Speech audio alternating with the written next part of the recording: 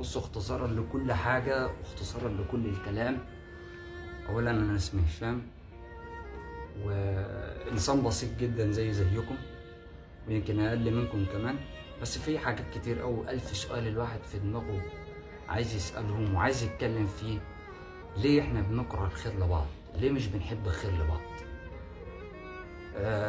أنا بنزل فيديوهات مضحكة وحاجات كوميدي زي أي حد، بشوف كومنتات حلوة بتعجبني أو بتديني انرجي إن أنا أكمل، وفي في كومنتات بتخليني ببقى يعني كاره نفسي وكاره الناس اللي بتحط الكومنتات.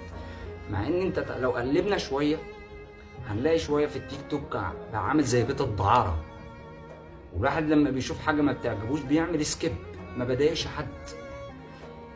أنا كنت في البداية أول ما اشتغلت في اليوتيوب وبقيت أعمل محتوى وبقيت أنزل، عملت فيديو في البداية لو نزلته تحت هتلاقوا الفيديو ده تقريبا بتاع 12 دقيقة. الفيديو ده أنا كنت صارف عليه فلوس كتيرة وفي الآخر ما شافوش إلا 100 واحد. فيديو كان بيحكي قصة حصلت معايا حقيقية، إن دايما إن الإنسان اللي بيمشي في طريق بعيد عن ربنا ما بيكرمهوش، ربنا بيكره فيه الناس كلها، وإن لما بيتبع طريق ربنا وبيتقي الله في نفسه وفي الناس اللي حواليه وبيراعي ضميره، ربنا بيكرمه، ربنا بيقف معاه وبيحبب فيه الناس. وانا كل اللي انا عايزه لما ابتديت ان الناس تحبني، وان يكون ليا ناس بتحبني، ناس تدعي لي ما تدعيش عليا. فاحنا بنحب الهلس، شعب بنحب الهلس، وهنموت ونعيش ونفضل كده الا من رحم ربي. ما تضايقوش حد، انت ممكن تكون سبب في ان انت تخلي انسان يكمل، ممكن تكون سبب في ان انسان يموت نفسه، ممكن تكون سبب بكومنت ولا بكلمه تخلي انسان يكمل وتشجعه. انا عندي ناس في اليوتيوب وعندي ناس في التيك توك بحبهم قوي من غير ما اشوفهم ولا اعرفهم ولا يعرفوني معرفه شخصيه، ناس بتتابعني لمجرد ان هم بيحبوني او بيحبوا هشام. محدش فيهم بيضايقني ولا انا بضايق حد، بتكلم معاهم بذوق وبادب وباحترام.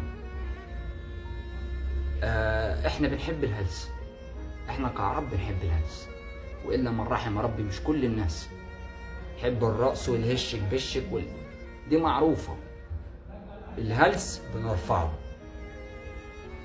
انا بعمل فيديوهات بسيطه زي اي يوتيوبر ولا زي اي بلوجر ابتدى بسيط. انا اللي بصمم الفيديوهات وانا اللي بتكلم وانا اللي بعمل المونتاج، انا اللي بعمل كل حاجه. ورغم ذلك انا لما بشوف في حد وناس بتحبني بكمل ومستمر وهفضل مستمر للنهايه، سواء كان بيتابعني او سواء ما كانش بيتابعني حد. انا عندي دلوقتي تقريبا داخل في 5 مليون مشاهده على قناه اليوتيوب، وداخل في 10,000. انا ما بقولش عليهم متابعين ولا بقول عليهم فانز، انا بقول عليهم اخواتي وعيلتي، ولا لازمني ارباح ولا لازمني اي حاجه. الحمد لله رب العالمين. انا انسان سافرت، قعدت في الامارات 7 سنين وكنت شغال مدير اعمال لواحده اماراتيه. عمري في حياتي ما اذيت حد، ما اذيتش الا نفسي. فانا بتضايق لما حد بيقول لي كلام يضايقني، لان انا ما ضايقتش حد.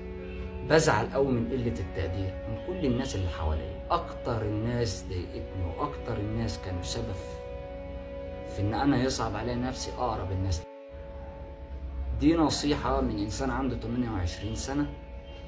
اتمنى ان انت ما تضايقش حد، اتمنى ان انت فوكس على نفسك، فوكس يور سيلف.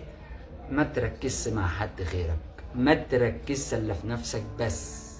ركز في نفسك، حط قدامك اهداف حققها. اللي في سنك دلوقتي وفي نفس عمرك وصل ومكمل، ما بيسمعش، مش ودني، ما بيسمعش لحد.